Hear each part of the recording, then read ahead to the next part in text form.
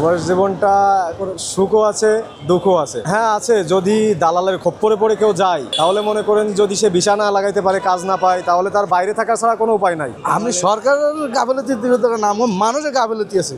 আমরা সিস্টেম যদি না মানি সরকারের দোষ দিলাম কি হবে? যেমন আগে তো পুলিশ বিলেশন করতে হলে আপনি সৎ থাকেন অসৎ থাকেন, ওটা কথা না, টাকা দিবেন পাইবেন। এরপরে দিয়ে আপনার কত আবার দাঁড়ে দাঁড়ে ঘুরতে হইব, ঠিক আছে না? আর প্রতিটা জেলাভিত্তিক যে আপনার বর্তমানে ট্রেনিং সেন্টারের কোনো মানে আছে নামে, কিন্তু কোনো কার্যকর একটা জিনিস দিয়ে রাখছি, সরকার একটা প্রতিষ্ঠান করে রাখছে, এটা তদারকি ওটা ওরকম মানুষ নাই। ওইটা হচ্ছে একটা জিনিস হয়েছে, এটা বিজনেস খুলে দিছে, পাবলিকে তুমি চলাই ফেললা, এটা হয়েছে কথা। কম জায়গানো আছে দালাল আর এটা বুঝে দিই। গরু একটা লাগলেও কিনতে দিলেও দালাল লাগে। আর আমরা তো এটা বললাম ছাগলকে কিনতে দিলেও দালাল লাগে। তাহলে আপনি যে বিষয় কম যে কোনো কিছু দালাল ছাড়া কোনো কিছু হইব না। আমরা বললাম সৎভাবে তো কাজ করলে তো মানুষ এত অসৎ হইতো না। তো অসৎ পথে তো সব কিছু হইতেছে, তো সৎ থাকবো কেন? এখন আপনার সৎ থাকলে তো আপনার তো দেখতে হইতেন না। আমি সরকারের গাফিলতির দিকে না, মানুষের গাফিলতি আছে।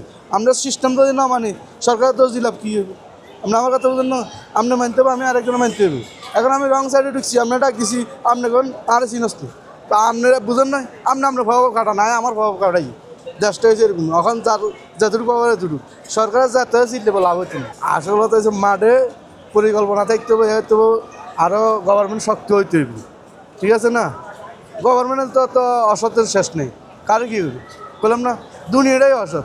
আপনার 100 টাকা দিয়ে আপনার আরও তো আমি 5 বছরের বিজনেস করি লাভ হতো না, এই একটা কিনতে পারবো না। আর যদি অসৎ 2 বছর লাগতো না 5 তালা বিল্ডিং করতে, তাহলে আবার বুঝেন, তাহলে এবার সতে আসবে না অসতে আসবে, এটা আপনি নিজে বুঝেন। আর এটা সবাই জানে, খালি আমি না, আমি তো কোনো মূর্খ, আমি আমার কোনো পড়ালেখা বলতে কিছু নেই। তারপরে আমি যেটুকু আমার জ্ঞানে ওই ছুটিও বুঝেন। আর আমার চেয়ে আরো ছোট বর্তমানে বাচ্চারা আরো ভালো বুঝে দেশের পরিস্থিতি কোন জায়গায়। আমি দুবাইতে যাচ্ছি। হ্যাঁ, আমি দুবাই আগে 4.5 বছর ছিলাম, ছুটিতে বেড়াতে আসছিলাম, এখন আবার যাচ্ছি। প্রবাস জীবনটা সুখও আছে, দুঃখও আছে। এখন যদি তার কপালে ভালো থাকে তাহলে সেটা ভালো হয়ে যাবে, আর যদি ভালো না হয়, কাজবাজ না পায়, ভিসা না লাগাইতে পারে, তাহলে তার জন্য দুঃখ আছে। হ্যাঁ আছে, যদি দালালের খপ্পরে পড়ে কেউ যায় তাহলে মনে করেন যদি সে ভিসা না লাগাইতে পারে, কাজ না পায়, তাহলে তার বাইরে থাকা ছাড়া কোনো উপায় নাই। সে বাইরে থেকে খাইতে পারবে না, থাকার জায়গা হবে না, ঠিক আছে? তো যেই যাবে সেজন্য বিশ্বস্ত কোনো লোকের মাধ্যমে যায় এবং সুস্থভাবে সঠিকভাবে যায়, ভিসা লাগায়, কাজকাম করে, এটাই আমাদের কামনা।